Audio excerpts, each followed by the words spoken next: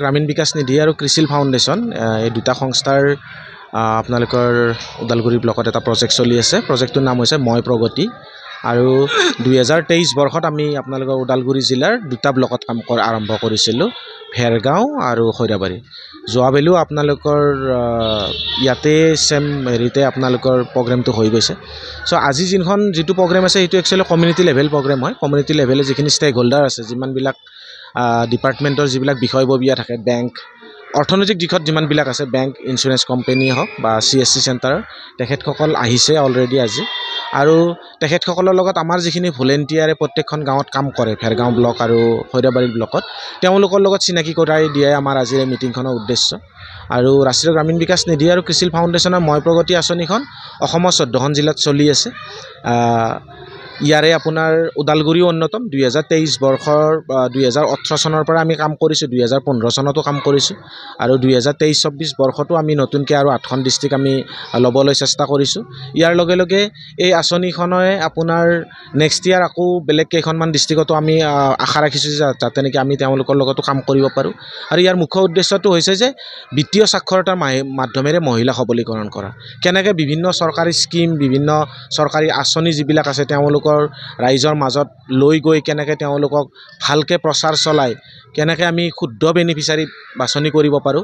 আৰু সেই ক্ষেত্ৰত সখীখিনিক আমি ট্ৰেইনিং দিয়াৰ ব্যৱস্থা কৰিছোঁ। প্ৰত্যেক মাহতে তেওঁলোকক ট্ৰেইনিং দিওঁ আৰু তাৰপিছত তেওঁলোকে গৈ সেই আঁচনিসমূহৰ বিষয়ে গৈ বেনিফিচাৰীৰ লগত, হিতাধিকাৰীৰ লগত তেওঁলোকে আলোচনা কৰে আৰু তাৰপিছত যদি কাৰোবাক হেণ্ড হোল্ডিং লাগে, কাৰোবাক যদি কৰি দিব লাগে, সেইখিনিও কৰি দিয়াৰ ব্যৱস্থা কৰে। চ' মেইনলি এইটোৱে আমাৰ উদ্দেশ্য আজিৰ মিটিংখন।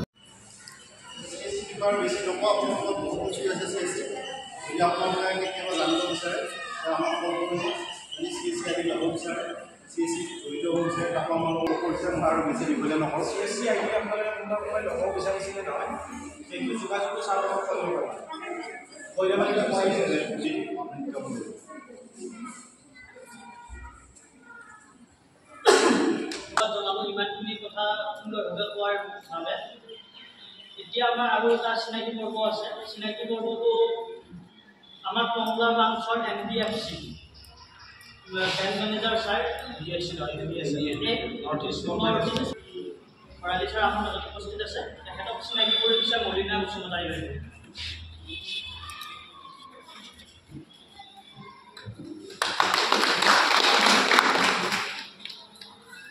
আৰু আমাৰ মাজত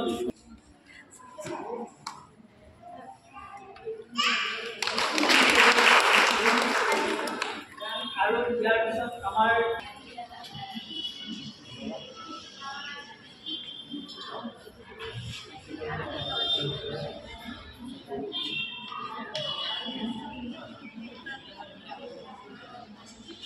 মই আগতে আহিছোঁ কাৰণে কৰোঁ, হয় আপোনাৰ লোন ল'ব লাগে, নহয় কি জমা কৰিব লাগে, হয় নাই? এতিয়া কওকচোন আপোনালোকে জমা কিয় কৰিব লাগে? মানুহ পইচা কিয় লাগে?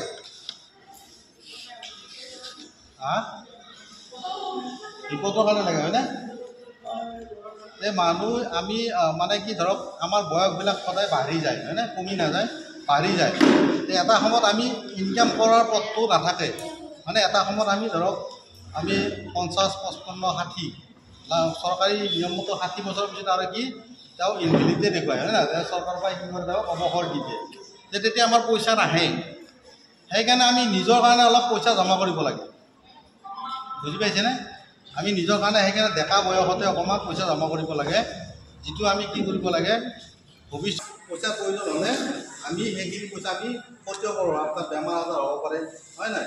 আপোনাৰ বিভিন্ন ধৰণৰ ল'ৰা ছোৱালী বিয়া বাৰুৰ কথা আহি পৰে, গোটেইখিনি মানে আপোনাৰ কাৰণে পইচাটো প্ৰয়োজন। আৰু এটা সময়ত হয় কি যে ল'ৰা ছোৱালী যে খুৱাব, সেইটো কিবা গেৰাণ্টি আছে নেকি? আজিকালি ল'ৰা ছোৱালী যে আপোনাক খুৱাব গেৰাণ্টি আছে নেকি? আপোনালোকে চাব গাঁৱত যিবিলাক মানুহবিলাকৰ লগত ল'ৰা ছোৱালী থাকে আৰু যিবিলাকৰ ইনকাম নাথাকে, তেওঁলোকৰ কি ল'ৰাটো লগে লগে বিয়া পাতিলে এবছৰমান থাকিলে বেলেগ হৈ গ'ল, হয়নে? আজি বুঢ়া বুঢ়ী অকলে থাকক। আৰু এনেকুৱা কিছুমানো আছে ব্যৱসায় কৰে, বাচ্চা এডুকেশ্যনৰ কথা আছে, এডুকেশ্যনবিলাক আমি পাওঁ, তেনেকুৱা ধৰণৰ আমি স্কিমবিলাক যেতিয়া লওঁ, 5-6টা স্কিম যদি আমি পাব্লিকৰ মাজত নাহে কি হয় আপোনাৰ আৰু এখনো খুলিব পিছত। সেইকাৰণে আপুনি জীৱনখনত এনেকৈ লাভ নাই।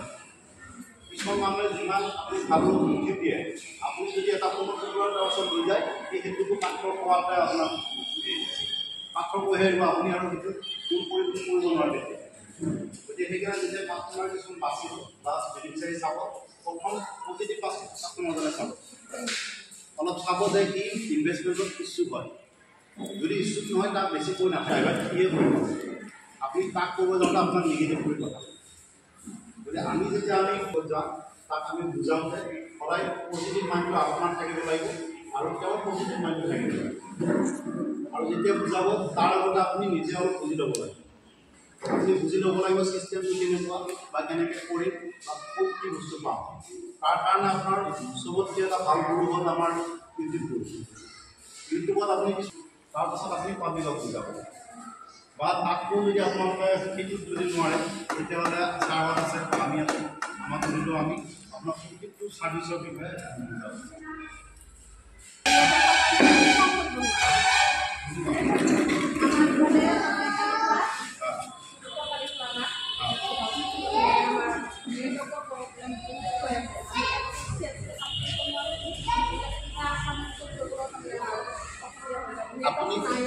আপুনি হেৰি কৰিব ডাটাখিনি কালেক্ট কৰি য'ত নেটৱৰ্ক পায় তাতে কৰিব কাৰণ এইবিলাকতো আপোনাৰ মোবাইলত নাই মোবাইলত দি পেলাই বেলেগ জেগাতো ক'ব পাৰে ক'ৰবাত নেটৱৰ্ক পোৱা জেগাতো আপুনি ডাটাটো কালেক্ট কৰি লওক লিখি লওক কাগজত বা জেৰেক্স কৰি লওক য'ত নেটৱৰ্ক পোৱা জেগাত আপুনি কাৰণ নেটৱৰ্ক ইছ্যুটো আপোনাৰ ল'বলৈ আছে কাৰণ নেটৱৰ্ক ইছ্যুটো তেওঁলোকৰ টাৱাৰ বহাব লাগিব টাৱাৰৰ কানেকশ্যন পাব লাগিব আৰু টাৱাৰ